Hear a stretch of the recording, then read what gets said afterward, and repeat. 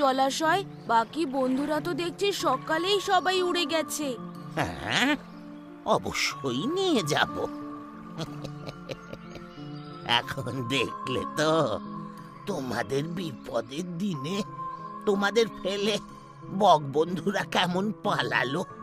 চলো চলো, তোমাকে নিয়ে যাই।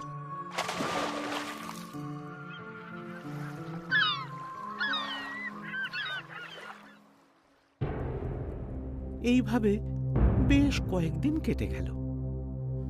জলাশয়ের মাছ প্রায় শেষ হয়ে আসছে। এমনই একদিন বুড়ো বক জলাশয়ের পাড়ে ডাঙায় বসে আছে। তখন একটা কাঁকড়া ওখান দিয়ে যাচ্ছিল।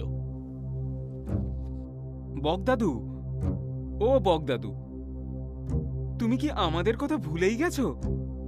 প্রতিদিন মাছেদের নিয়ে যাচ্ছ, কিন্তু আমাদের তো নিয়েই যাচ্ছ না। আমরাও তো বাঁচতে চাই।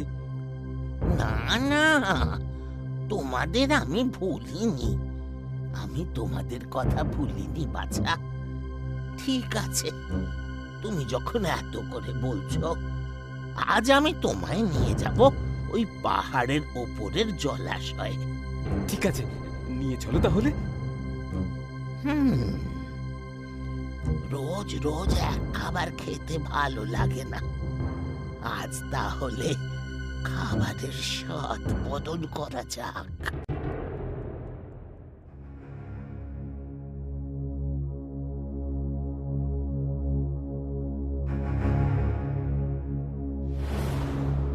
ও ও ও বকদাদু, নিচে এখানে এত মাছের কাঁটা ছড়ানো কেন? ওই জলাশয়টা কোথায় দাদু? এই, সেই জলাশয়টা আমার পেটের মধ্যে।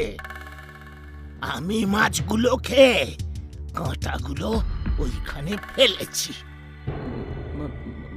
মানে আমি যখন রোজ মাছ নিয়ে আসতাম মুখে করে,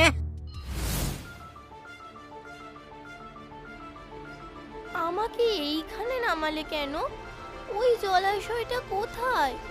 ওই জলাশয়টা ওই জলাশয়টা হলো আমার পেটের মধ্যে।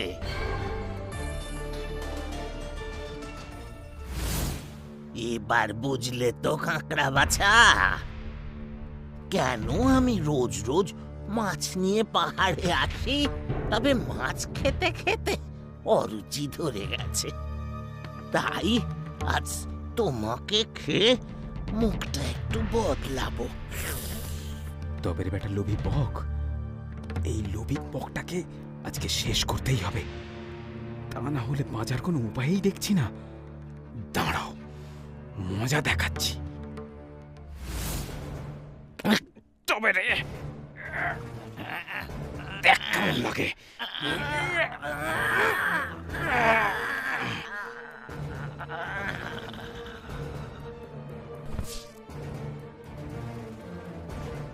তারপর কাঁকড়াটা হাঁটতে শুরু করলো। হাঁটতে হাঁটতে অনেক দূরে আসবার পর দেখতে পেল জলাশয়। সেখানে অনেক বক স্নান করছে। কাঁকড়া বকেদের কাছে গিয়ে বক বুড়ো সব চালাকির কথা বলল। তারপর বকের পিঠে চড়েই জঙ্গলের জলাশয়ে আবার ফিরে এলো। জঙ্গলের বাকি পশু পাখিরা কাঁকড়ার কাছ থেকে বুড়ো বকের চালাকির কথা জানতে পারল। বুড়ো বককে শায়েস্তা করবার জন্য সবাই কাঁকড়াকে ধন্যবাদ জানালো। এরপর থেকে জঙ্গলের মধ্যে সবাই সবার সঙ্গে খুব ভালো বন্ধু হয়ে আনন্দ সহকারে বসবাস করতে শুরু করলো।